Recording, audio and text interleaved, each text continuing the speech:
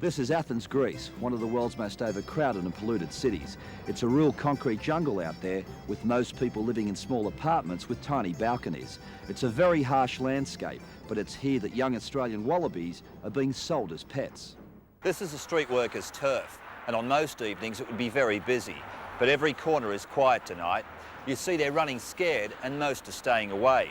The few who continue to work their profession are here out of desperation, desperate for money to feed their drug habit. When you buy a wallaby from Pet City, you get a brochure entitled Your Wallaby, Your Pocket Kangaroo, and a sheet of information about the care and housing of wallabies downloaded from the internet, and it sure makes for bizarre reading. It says, a cuddly pocket kangaroo that will enjoy sitting on the couch with you watching TV and eating chips. For many months, Fiona wrestled with the most difficult decision of her life. Should she remove her perfectly healthy breasts and alleviate her fears, or wait and see and deal with the cancer if and when it came? But a conversation with her little girl Lauren helped make up her mind. Now, you'd think with so many people out of work, local bosses would have no problems in filling job vacancies. But employers we spoke to complained they couldn't fill good jobs. And when they did, the employees invariably left when the surf was up. It's a terrible way to treat an animal. I'm just absolutely appalled by it, and I think most Australians are.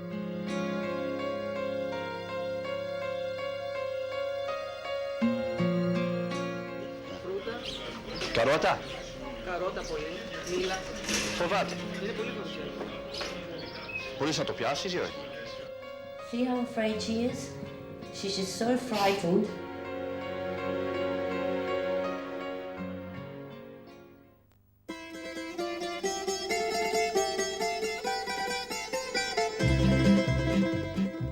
This is Athens, Greece, one of the world's most overcrowded and polluted cities. It's a real concrete jungle out there, with most people living in small apartments with tiny balconies.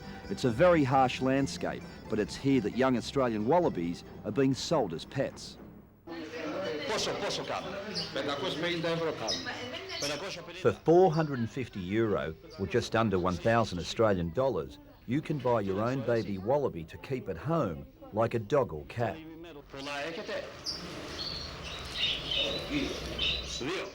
If anybody, I think in Australia, saw a kangaroo or sees any footage of how these kangaroos are, I mean in pet stores, locked in cages, I mean, it was just heartbreaking to see.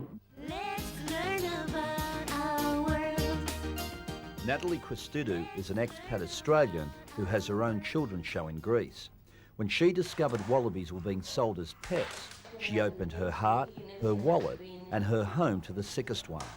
You know, and if I had more money, Meni, I would have bought all the wallabies. There was another 2 in the shop. I would have bought the wallabies. I would have gone in there and picked all 3 of them up, you know, just to send them home. Can you see how she's living? I mean, it's just so sad, you know, to see Australia's native animals, you know. Even this bedroom, it's the best that I could do for her. Wallabies are sold through a chain of stores called Pet City, and it's all perfectly legal. All come with the proper import licences stamped by the Greek Ministry of Agriculture. My initial reaction was that they couldn't possibly be finding appropriate homes for such species, that they wouldn't be able to give the right information, and that there would be no veterinary surgeons here that could deal with the sicknesses that wallabies would be suffering from. Hello, Cordelia Madden, Athens News. Cordelia Madden is an Athens-based journalist. She says the wallabies have been bred in captivity, come from zoos in Jordan, Yes. and have been falsely marketed as perfect pets. He was saying, you know, these are wonderful pets and all they want are cuddles, and you can keep them in your house with you. They can just live in a little cage. According to Madden, 100 have been imported into Greece in the last 12 months by an animal trading company called Eurosource. We tracked them down to this industrial district outside of Athens, but found an empty building. Locals told us they'd left just days earlier. There is a definite problem in Greece with people dumping their pets when they don't want them anymore. We see a lot of stray dogs here and stray cats that they've just got tired of having them. And I suppose that is what would happen to wallabies as well, and they wouldn't survive in the wild here. At this store, I found 2 young wallabies at the rear of the shop. Both were distressed and had been bleeding from banging themselves continuously against their metal cages.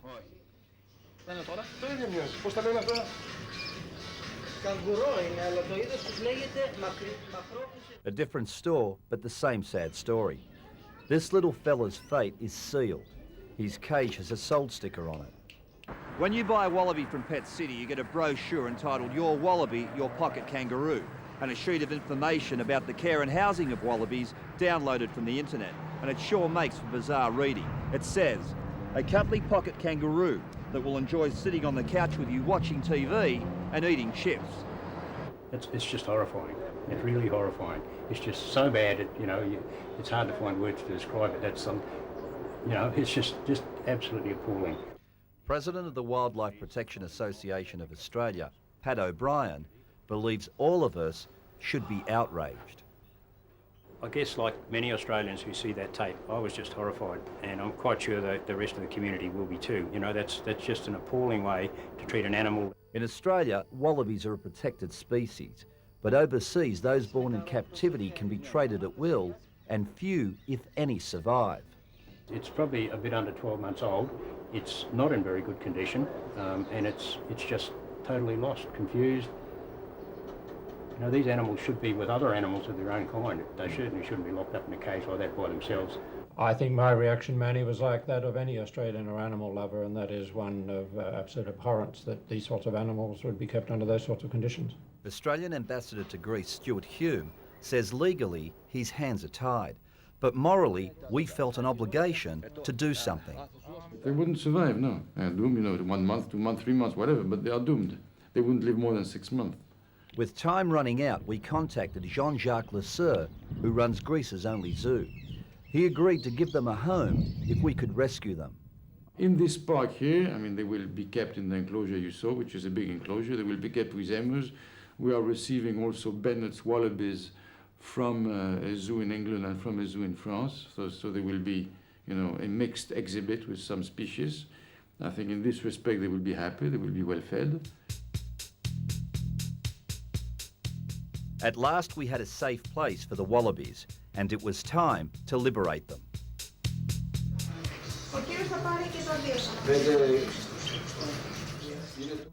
The boys soon returned, 2 rescued wallabies safely in our care.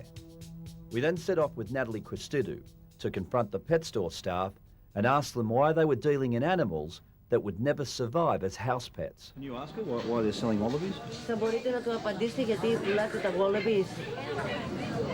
She says, one moment. I think she's trying to call a manager, Meni.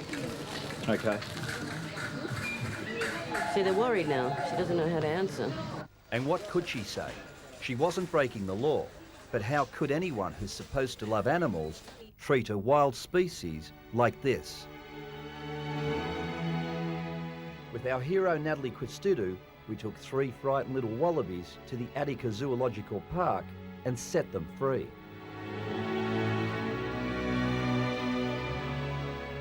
It's not the outback, but it's better than a metal cage. Here they'll at least have room to move and their injuries will be treated. It's a happy ending, but spare a thought for all the other poor frightened animals that are victims of this cruel trade.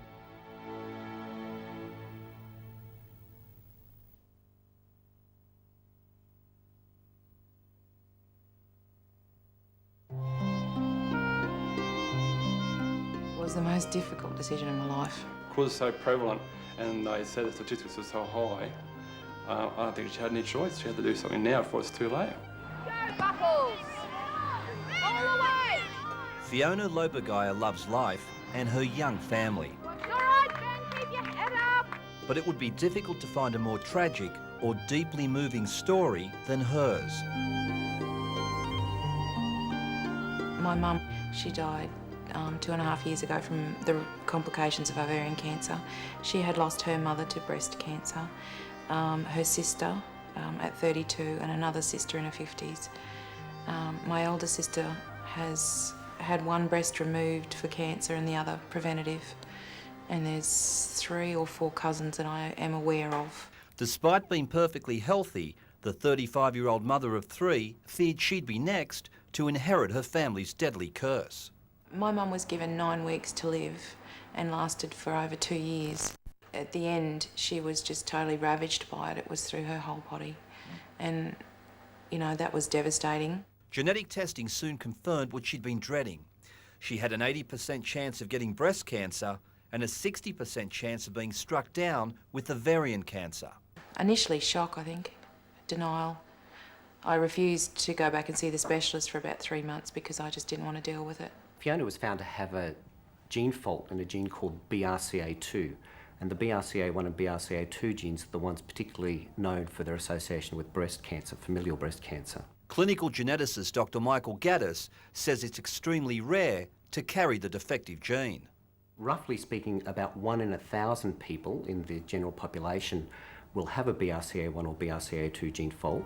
It was then Fiona faced a heart-wrenching decision to make a sacrifice greater than any woman could possibly imagine. Not only having her uterus removed, but both her breasts. The thought of going into a surgery with breasts coming out swathed like a mummy and with false breasts was difficult to deal with. I'd rather have my wife with no breasts and alive than having breast cancer and eventually being dead. Fiona's husband Raymond witnessed the personal torture his wife was going through. Before, there was always that doubt in her mind that she might have a scan or something, they might miss something. There was always a doubt there that she might have a problem. For many months, Fiona wrestled with the most difficult decision of her life. Should she remove her perfectly healthy breasts and alleviate her fears, or wait and see and deal with the cancer if and when it came? But a conversation with her little girl Lauren helped make up her mind. My best friend's daughter was preparing for her prom, and we went to see her to arrive, which is the big hoo-ha with proms. And I took Lauren to see her, my little girl, and she looked at Emmy and she said she looked like a princess. And she looked up at me and said to me, "Will you help me look like a princess for my prom?" And that really, yes, it really made the difference to my decision about knowing that I want to be there for my children. So without even a trace of cancer in her body, Fiona took the final irreversible step last October, but not without some last-minute doubts. And they were pushing me into the theatre and I said, I can't do it. And then they put me to sleep. A team of surgeons performed a double mastectomy and breast reconstruction during a marathon 12-hour operation. One particular person told me that I was foolish to even consider having them off if I hadn't had cancer. I said to her originally that, you know, some people won't understand and they will probably choose a different way. I said, but it's up to you as to what you want to decide to do. Did you think she was doing the right thing? I always said to her it was her decision, you know, what she wanted to do, because it didn't affect me physically. Fiona's recovery has been slow, painful, and racked with mental anguish. I get itchy and there's no nerve endings. I'm having a lot of trouble with my left arm where they cut nerves. There's no feeling from my shoulder to my elbow, and that looks like it'll be definite and permanent. It's a very complex issue. It's not a simple issue. But for those women that do choose to have it, it's usually because they will have much greater, or they feel they will have much greater peace of mind. Dr. Neil Wetzick headed the surgical team. He says Fiona made the right call and her chances of developing cancer have now been significantly reduced. There's probably still a 5% chance that breast cancer can develop even though the breast tissue has been removed. And Dr. Gaddis believes her decision was a courageous one, considering few women in her position ever opt for such radical surgery. To remove both breasts as a preventative really does seem like a very big step to have undertaken. As I said, for Fiona though, I think she was well aware of what she was facing and made that as an informed choice. I just said to her, I've married you for who you are, not for how you look. I said, you know, it's your personality and everything we've been through. But no one appreciates the enormous sacrifice Fiona has made more than her 3 children. I love her because she's my mum and because of what she's done. I love Mummy more than the whole world. So Fiona, are these special moments? Yeah, these are the moments that you savour, I guess, when your kids are growing up, and these are the moments I really didn't want to miss. Fiona admits it's been a long and at times agonising road, and she's had to deal with her fair share of critics. I'd say that I'm the one sitting in the chair and I was the one who got the test results back. I'm the one who nursed my mum, and I'm the one who had the risk of dying of breast cancer. So I made my choice, and it's really not up to them. Well, I can't leave her out in a limb by herself. We're a team, so got to work together as a team. It's what a family is. So. And despite all she's been through, she has no regrets. Because I'm going to be alive to see my kids grow up. I may die of something else, or I may get run over by a bus, but I've done everything I can to stop myself getting breast cancer.